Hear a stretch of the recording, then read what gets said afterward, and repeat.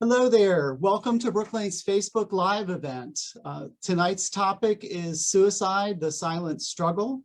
I'm Kurt Miller, Director of Public Relations for Brooklane. Thank you for joining us. We are offering this event and another Facebook Live event next Friday, May the 14th, and it is titled Be Kind to Your Mind. And both of these programs are in recognition of May being Mental Health Awareness Month. What we would like to do with this is also highlight a few other recognitions that are part of Mental Health Awareness Month. This actual week is Teacher Appreciation Week. So a big thank you to all the teachers out there, and especially our teachers at Laurel Hall School. We are also in National Nurses Week. And so let's be grateful for the myriad of services that all the nurses and nurse practitioners do every day. We are fortunate enough to have over 70 of these valuable employees at Brooklane.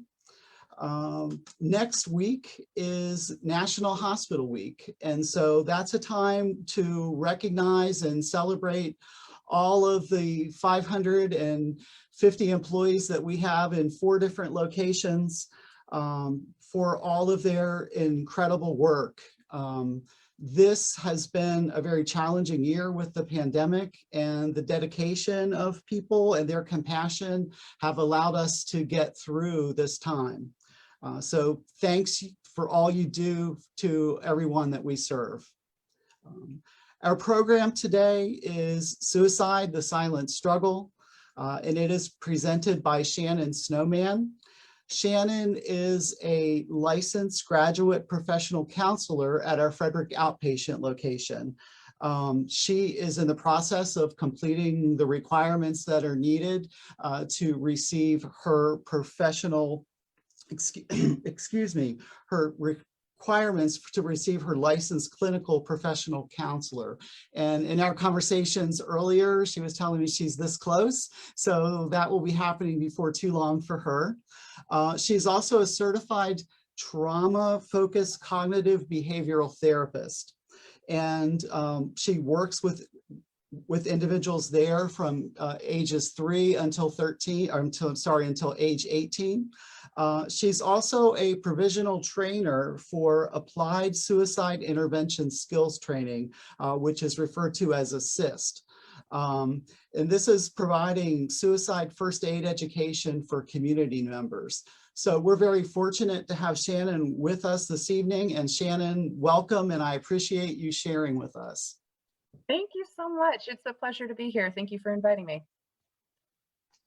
So I'm going to talk a little bit about suicide. I want everyone just take a deep breath before we begin. This is a very difficult topic. So just take a moment. If you have a chance, silence your cell phones, turn down the TV a little bit. Just take this time and let's slow it down a minute. So I want to thank Brooklane for having me here. It's a pleasure to work with such an amazing supportive team. And so they asked me here to talk about suicide. I want you for a moment to take this first step of change. Just take a deep breath. I want to debunk something and make it clear for everyone to hear. Talking about suicide does not create more suicide. It's not something that's going to jinx anybody. It's not something that is going to cause someone to want to suicide from hearing us talk about this. In fact, it just might save a life. A lot of people have that myth in their minds and they think, well, if I say the word, somebody is going to do that. And that's really not true. There's so much on media and literature written about death. We have all different movies and books, especially with youth. I'm going to talk a lot about youth tonight. So you have Hunger Games, beautifully written story made into a wonderful movie. You have The Sith, which is also a book series about death, and 13 Reasons Why, just to name a few. And there's lots of opinions about death. And it's written in a lot of different ways and presented in a lot of different ways. So our youth are taking this information in and then creating opinions about death in general, but then also about suicide. Just like adults, youth have their own opinions and their own thoughts about suicide, and we need to listen to them. And I'm going to talk about that in a moment. Um, they may develop those opinions from watching these movies, reading these books, and things like that, as well as peers and other family members. So it's important to listen to where they're coming from. And again, we're going to talk a little bit about that. Some of the things that they may get from these books and movies may be helpful. Some of them may be like in Hunger Games, where Katniss Everdeen, the main character, honors one of the tributes who dies. They talk about grief and things in those books.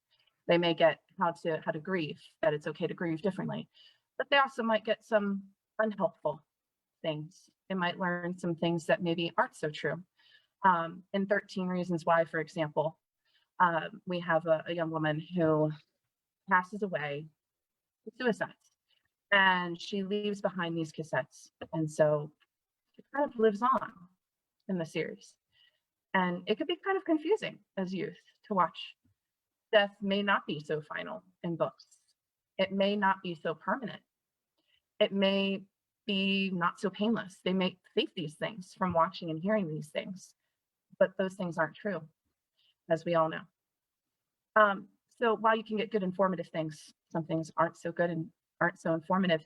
And at times, all this information can seem really overwhelming for our teens and for our little guys, for our kiddos as small as even 5.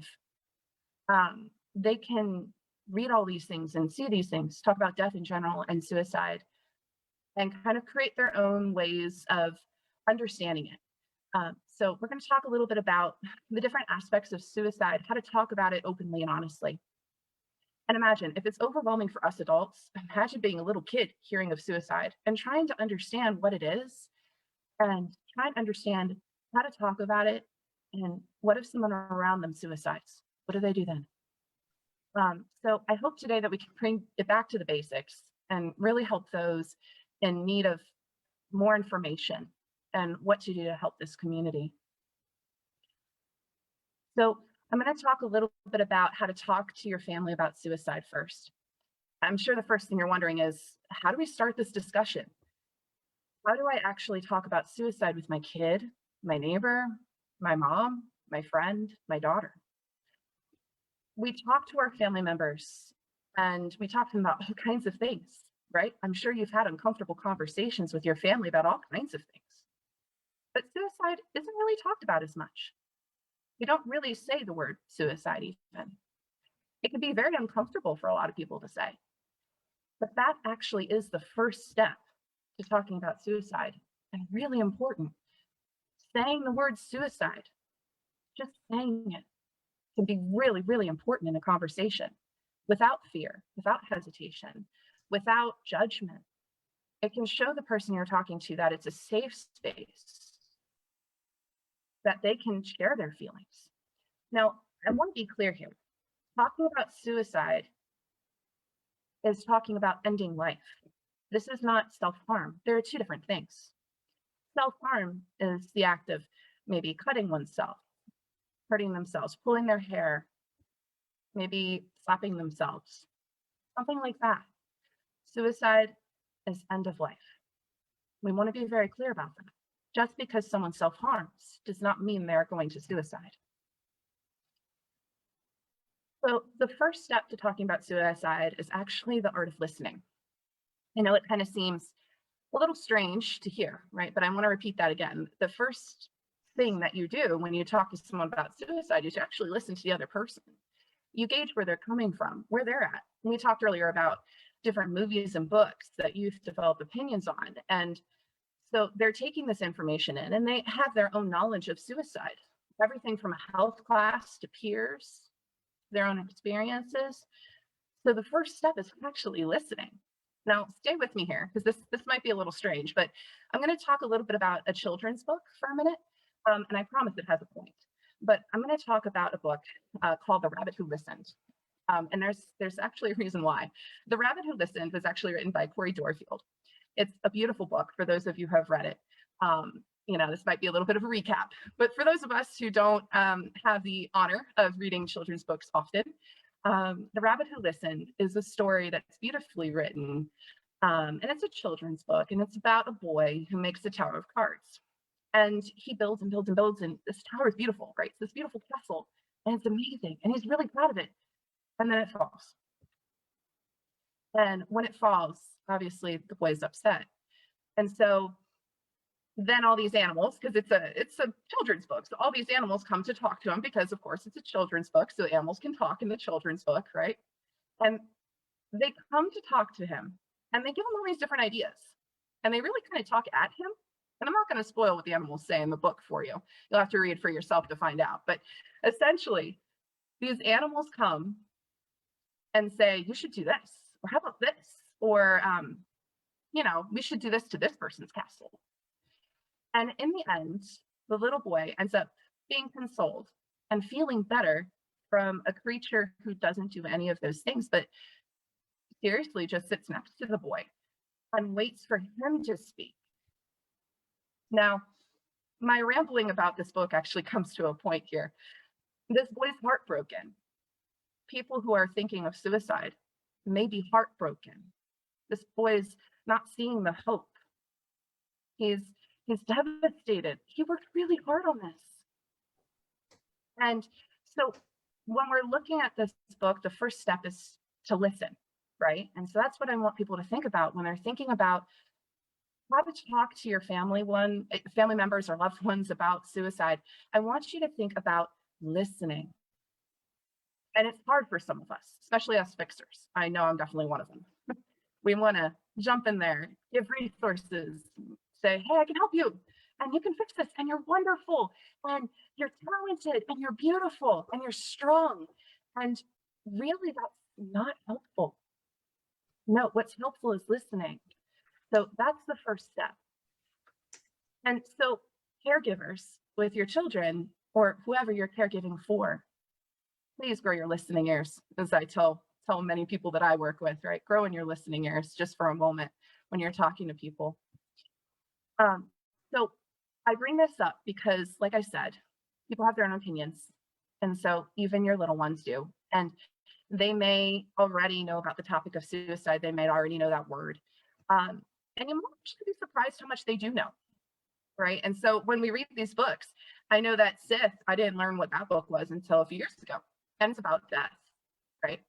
And it's a dystopian kind of universe. It's really a well-written book, but a lot of us kind of assume that, oh, they're introduced to suicide later on. No, it might be much earlier than you think.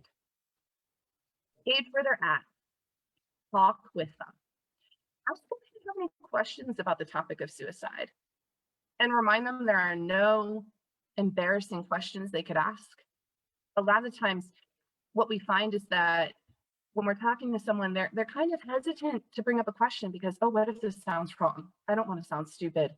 I don't want to sound unknowledgeable. I don't want to sound uncool. I don't want to sound uninformed. But with their loved ones, they know that they can trust you. So ask them, hey, do you have any questions? What are your thoughts? What do you think? Do you know much about this topic? Do you know very little about this topic? Have you ever talked to someone who was in a bad space before? Have you talked to someone who was in such a bad space that they were thinking of suicide?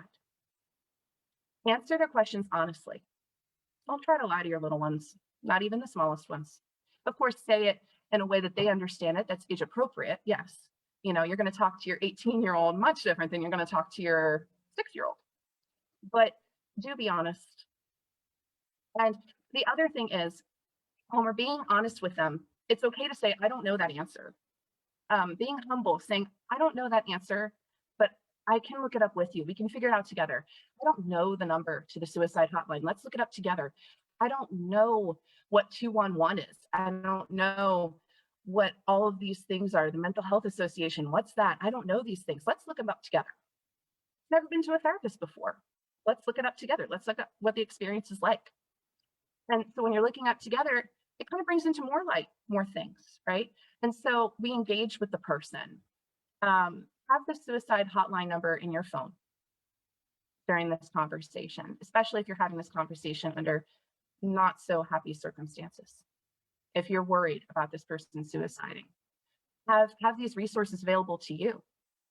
And have the information maybe of other therapists in the community. If you've ever been to a therapist before, and it was really a great thing for you, maybe that organization has someone who would be a great fit for that person. And they might not want all these resources and they might not be ready to hear them, but have this information with you because, if they do, then you have this information to give them and you have kind of like this life vessel, if you will. Respect them and the aspects that are outside of their control and yours. When you're talking to someone who's thinking of suicide, and let's just say, for example, their loved one passed, and that's why they're thinking of suicide. They're sad, they're depressed, they're not in a good space. They miss their loved ones. Don't try to tell them, oh, it's going to be okay. Oh, it'll be better. And press your opinions on them. Or, try to tell them things like, you can't bring them back to life, right? And so sit with them. It's okay to be sad. Let's talk about this. What would help you right now, right? We're looking for what helps that person. Don't push them to share more than they're ready for. And then also, don't prevent them from sharing their feelings, even if they're not the same as yours. Yeah. So how do we ask these tough questions especially to our youth? If you're worried about your kid at home, sit down with them in a calm environment. And this should be a topic that we talk about in a calm way, right? We don't want to sound accusatory or like we're investigators, like we're working for the CIA or something. We want to sit down and talk to them and say, hey, I'm worried about you. How are you doing? How are you really doing? I've noticed this lately. Do you want to talk about it? And without sounding controlling, that's a big thing here. This is not a time to discipline your child. This is really not the time to say that opinion is right or wrong, or impress your opinions or thoughts on this person. This is a time to really just have an open, honest conversation without fear. That's the big thing. Maybe review the things you've noticed lately, like I said. Hey, I've noticed that you've been really, really, really kind of separated from us lately. I noticed that you've been not so you. You dropped out of soccer. You dropped out of band. You haven't been playing online with your online gaming friends. That's a big one. I know you may be rolling your eyes right now. Trust me, I know, the video games, right?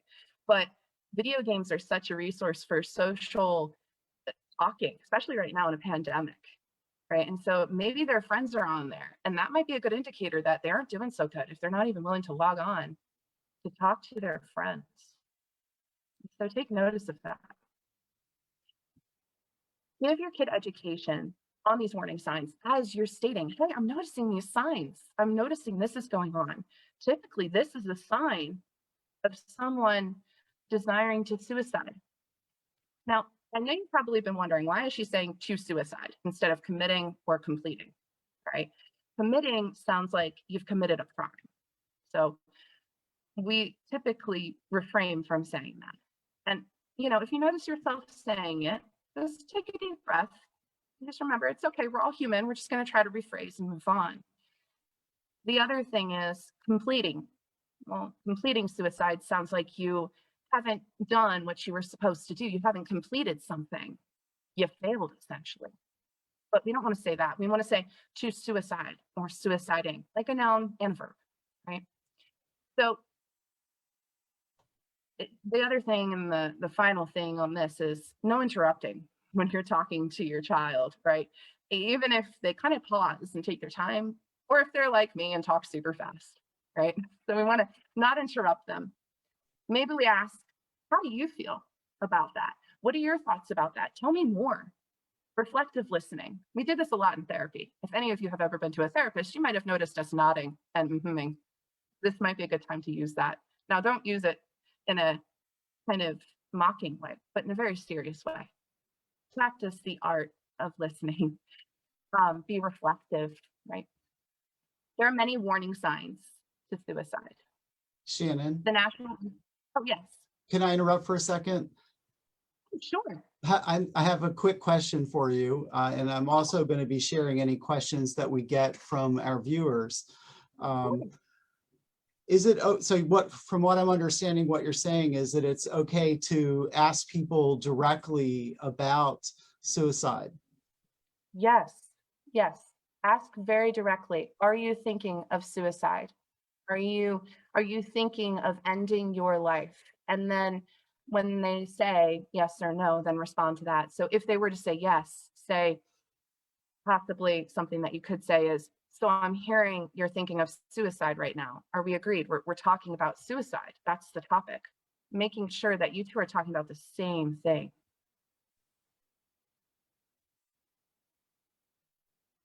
Yeah. Is there any other questions? I haven't had any other questions come in yet, so, but please share them if on the chat if you would like. Okay. So there are a lot of warning signs for suicide. The National Institute for Mental Health, as well as other online resources, will kind of have them listed, right? And so what I'm going to name is just a couple.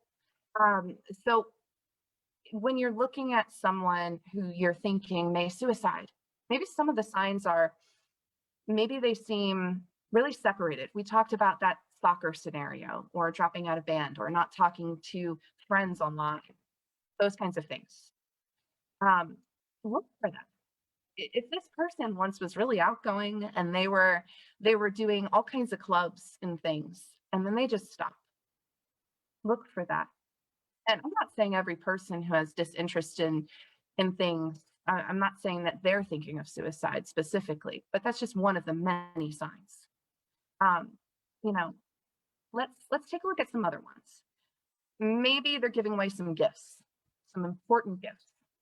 Maybe something that really matters, a Letterman jacket, or maybe their favorite video game, or something that's super special, maybe a super expensive piece of jewelry that was passed down. I don't know. And when they're giving these gifts to you, it might seem like a goodbye. Or maybe they leave you a letter and say, don't open this yet.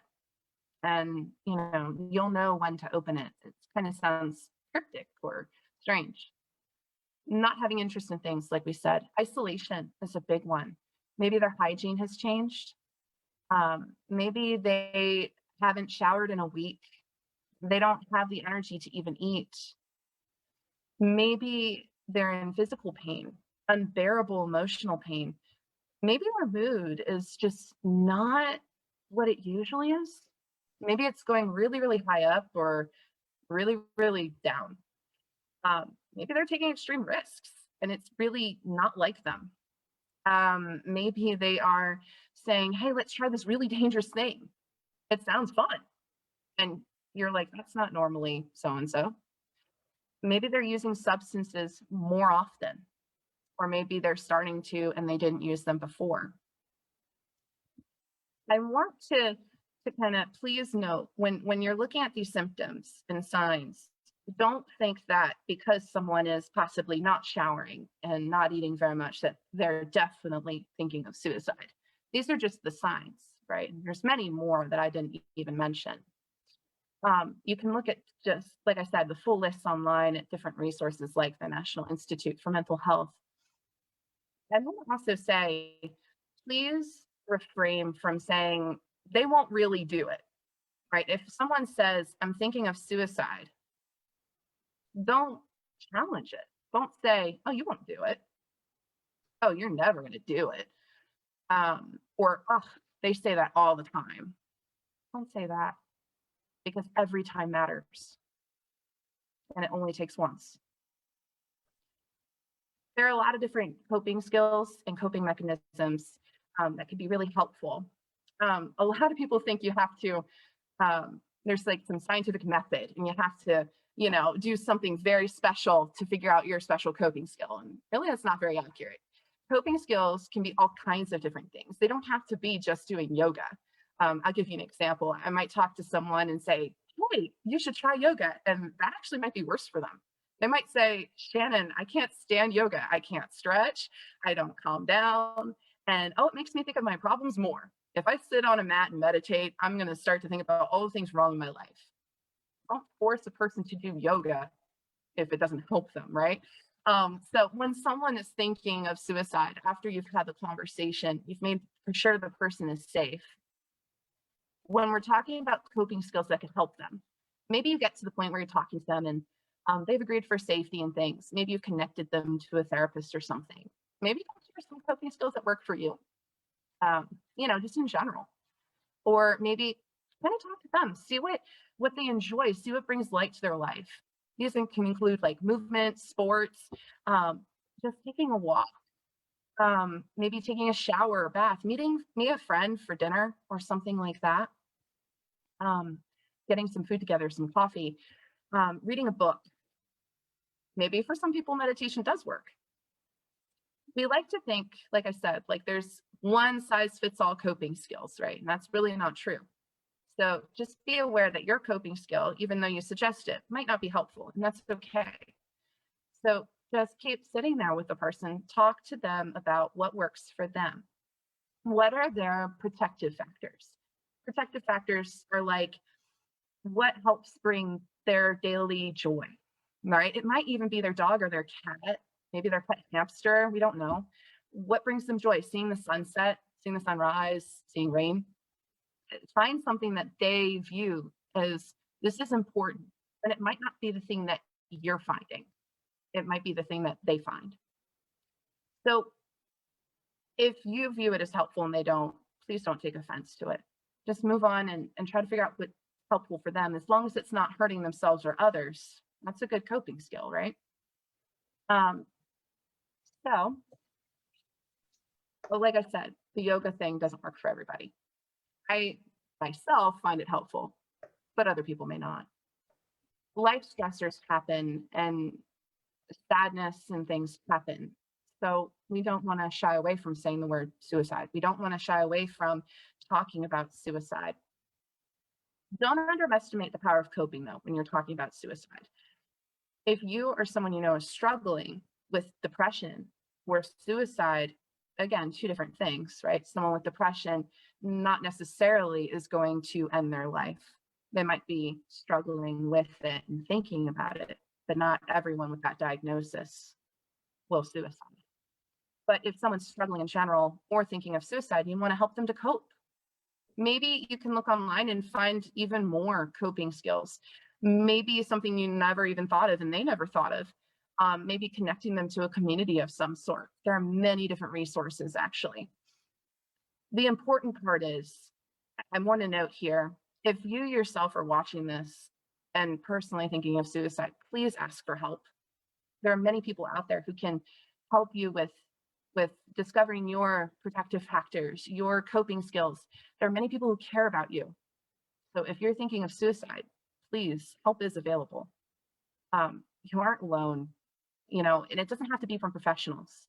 I'm talking today to whoever I'm talking to. And if it reaches one person, that's beautiful, because that one person cared enough about the topic of suicide to watch this. So if you're thinking about suicide, imagine that. At least one person cares about this, right?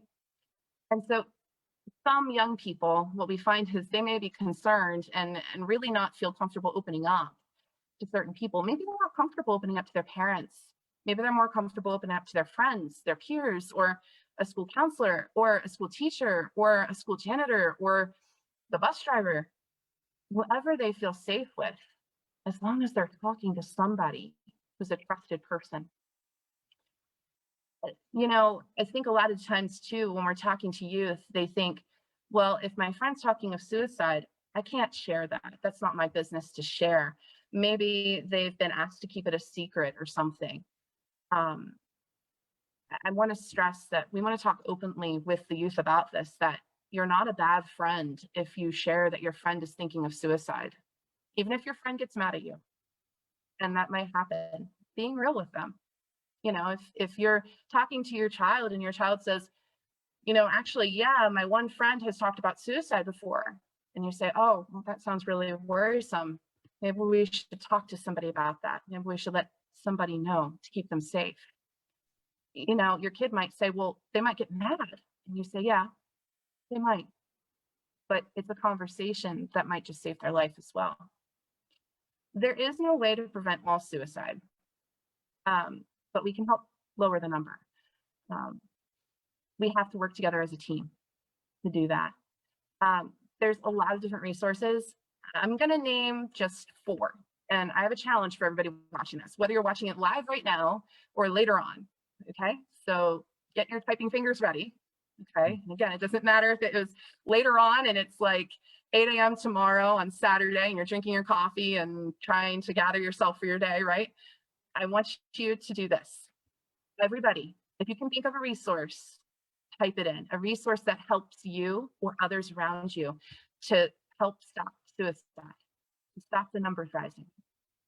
So I'm going to give you 4 examples. The National Suicide Prevention Lifeline. So 1-800-273-TALK. The crisis texting line. If you text hello to 741-741, that'll be how to get a hold of them. Livingworks.net. That's for additional trainings.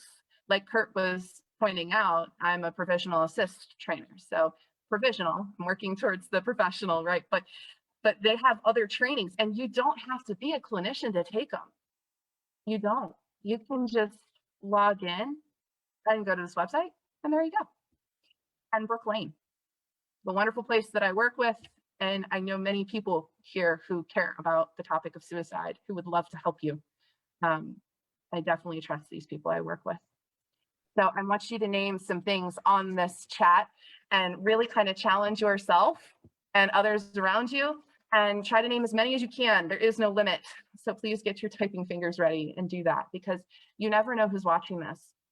See, people who are thinking of suicide may also be interested in what your thoughts are about suicide. They might even be watching this right now. So type in some resources that help somebody later on, or maybe at some point, right? Shannon, I have another question for you. I have someone who's asking, what if someone says they want to suicide? How do I know if they are serious? Well, I think we always, in that situation, have to take it serious. And I know that what I've heard in the past is some people are like, well, you know, but what if they aren't? But the opposite is what we're concerned about. What if they are? And so we always want to take it seriously. And so at that point, you want to stay next to that person, right? And kind of be with them. And then you can either go to your nearest hospital or call 911 if they're immediately at risk. There's also a walk-in clinic, crisis centers, things like that. And that's super important to do for that person to help make sure that they're safe for now. Thank you. Yeah, of course. Thank you for that question, whoever you are. So there are a lot of myths out there about suicide. I'm going to name a few of them and talk a little bit about them. Young people who talk about suicide never consider suiciding. That's a myth.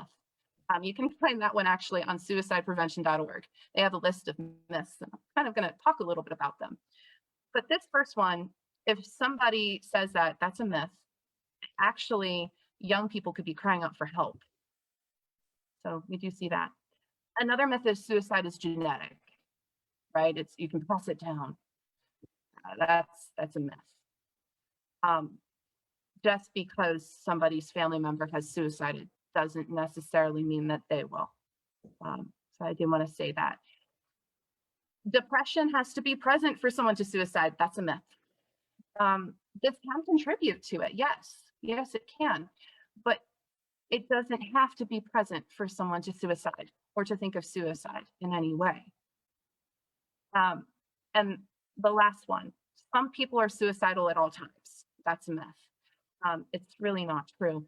No one is suicidal all the time, every minute of every day, right? And so ultimately, there are a lot more myths out there, and you can find them on websites like the suicideprevention.org and kind of run through them, because maybe that might even be a good discussion topic with your kiddos and your teens and your youth. Maybe they're thinking that because someone in my family suicided means that I might.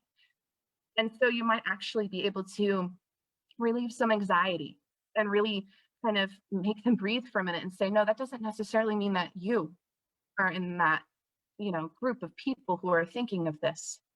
So take time and talk to them. Yeah. Ultimately, we need to come together as a community to talk openly about suicide. We need to talk openly about it to break the taboo subject. We need to talk about it in a calm space, open, accepting space, without judgment. And I hope that you really consider this as just the first step to helping other people. And remember that there are a lot of different supports and trainings out there. Like I said, there are a lot of resources here. I've used a lot tonight, like the suicideprevention.org, Youth Suicide Prevention Education Program, livingworks.net, Trevor Project, National Mental Health Association, Brook Lane. There's tons of different resources that you can get information on, and you can learn more about suicide. And I encourage everyone watching right now to learn more. You can never learn enough, and learn new ways of helping people. Be open to continuing to learn about this. I myself say I'm a forever learner. You need to be, right? We all need to be. We can all continue to learn from each other. I invite you to really, really be kind to yourself when you're talking about suicide. The conversation may be awkward. It might be hard to bring up at first with a loved one, but take a minute and be kind to yourself when you're talking about it. It's a tough subject, and we might not be perfect about it when we bring it up. It might be super sloppy, nervous sounding, but you're trying, and that's what really matters the most. There are so many other different resources, so please look at them. Be kind to yourself, and this is just the first step. So I'm very thankful that all of you are tuning in and really taking this first step to learn more. Yeah.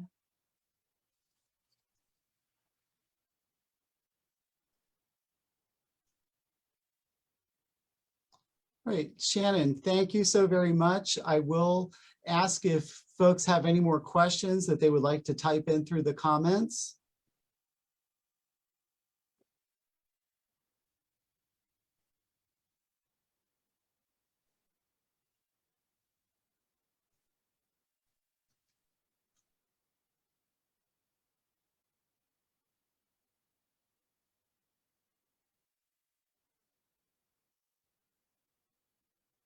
We certainly thank you very much for joining us this evening for this program.